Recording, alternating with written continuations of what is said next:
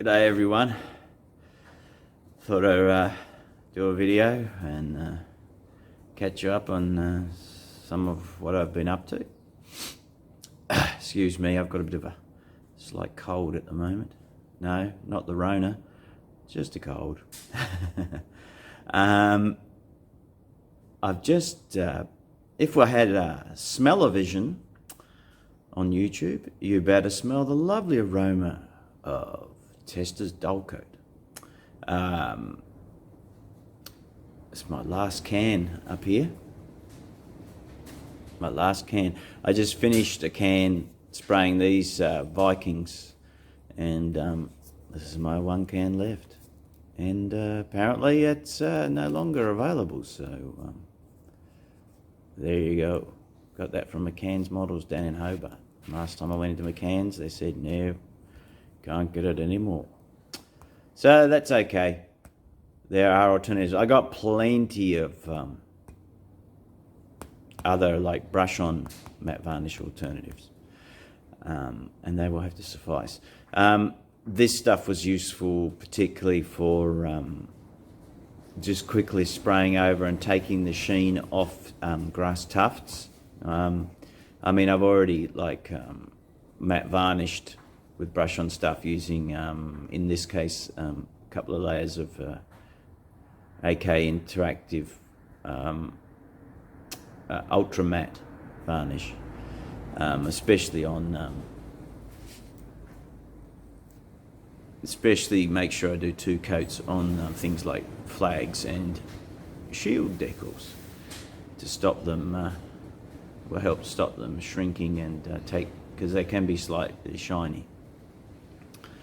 So yeah, maybe, I'm sure it wouldn't be too much effort to probably soak some Ultra Matte, because it's quite thin, into the tufts, just to easily dull them down. Or I might try, I might pick up a can of like a Humbrol matte or something. I don't know, I'm not sure, I'm a bit dubious, but happy to brush it on. At least I know it'll give a good result. Okay guys, well this is my latest commission project that I've just finished for Paul, a fellow Aussie who I've done quite a bit of work for before. Now, so it's for Saga, I guess. It'd be a Saga Warband. He's got an assortment of miniatures here that are all from Footsore. Yeah, pretty sure, just glancing at them, they are all Footsore miniatures. And let's have a look. Have a bit of a closer look here. Well, first we'll get these out of the way first. These are some Shield Maiden types that he wanted me to paint up. One thing I did notice with the flags, that some of the Little Big Men Studio flags, and this is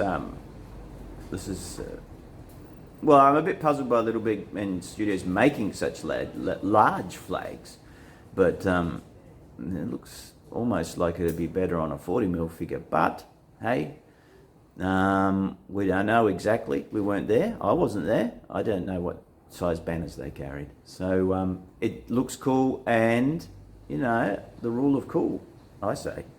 I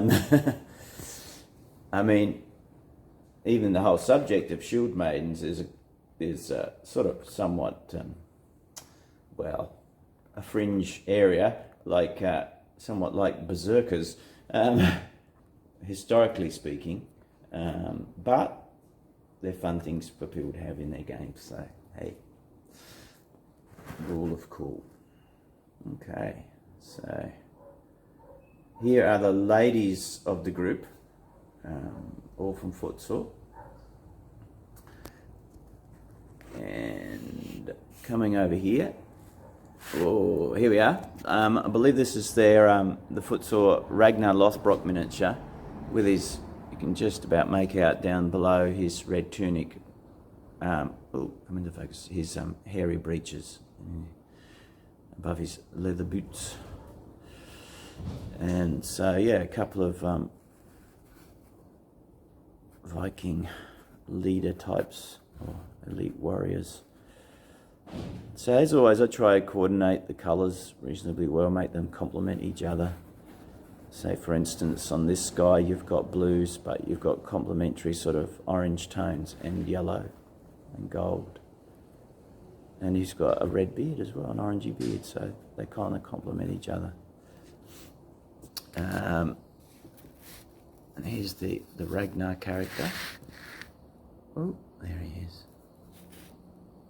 Decided to give him a blonde beard. I'm not sure if we have anything in the sagas or stuff that tells us what colour hair he may have had. Or I know he apparently wore some hairy breeches, but as for what hair colour, I'm not sure. Nothing that I could find, but you may know differently. So yeah, he's being quite a prominent sort of chap. He's got a rich red, blood red actually, tunic on. Some nice different leather tones on his equipment. And a bit of a dragon motif on his shield to complement the red in his tunic with the red on the shield. And then back here, we've got some other Viking warriors with hand weapons and spears, all looking rather snazzy. Probably a little bit more colourful than... No, probably not. People often say, oh, your stuff's so muted. Well, I don't know about that, but I don't know sometimes if that's an insult or a compliment. But sometimes it is, but particularly on lower status guys, because I think it's appropriate. That's my feeling anyway, and I've talked about it before in other videos. So you've got some more, what I would call some brighter colours in here anyway, without going off into the realms of fantasy. Yeah, pretty pleased with how they turned out. Some sort of Bondi guys back there. Spears and hand weapons. Hand axes, and some with Dane axes. And then on the back row you've got some bowmen.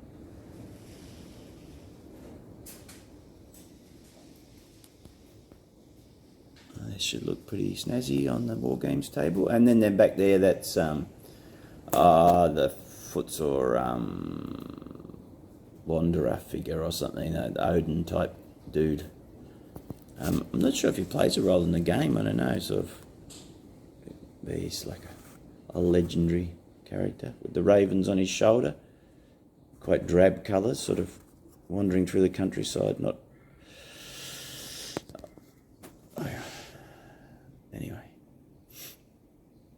there you go. Yeah, quite pleased with how they all turned out.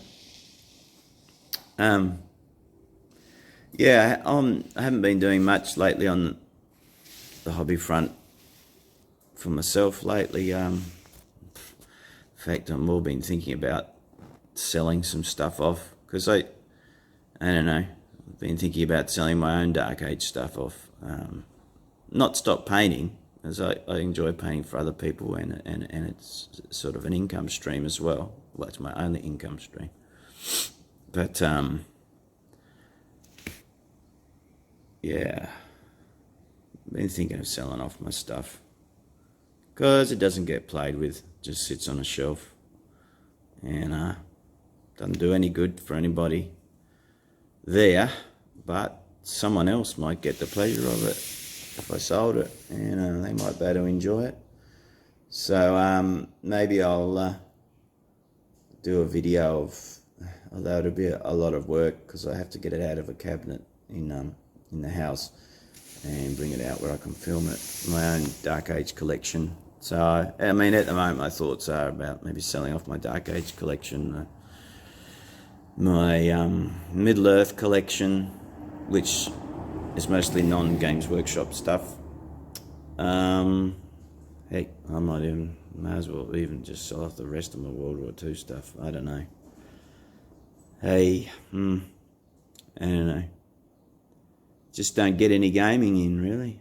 I enjoy painting, and the cool thing about commission painting is that won't stop. I'll keep being able to paint while there are commissions. But as for painting for myself, I don't know. No point if they're just sitting on a shelf. But anyway, maybe I'll change my mind. I don't know. Anyway. So there you go, guys. Hope you enjoyed that little overview of those figures, what I've been working on just lately. And no doubt my next commission will be Dark Age stuff as well. Depends what gets here first. I know there's a parcel coming from the mainland, but there's also a parcel coming from New Zealand, so it might be a race to get here first. So I guess theoretically the mainland might get here first, but things have been fairly crazy on the mainland with regards to lockdowns. Australia Post have been experiencing catastrophic delays in terms of their parcel processing. So we shall see how long things take to get down to Tasmania, because being on an island as we are below Australia, we're very reliant on everything coming through mainland Australia channels, and mostly through Victoria. Well, all through Victoria. And Victoria is locked up. And New South Wales is locked up. The two big, most populous areas. But us here on the fringes, we're not locked up. So, yeah. Strange days. And who knows, it might just get a lot stranger. Alright guys, you look after yourselves, and yeah, hopefully I'll have some more video footage of something interesting a bit further down the track. Alright, all the best. Bye.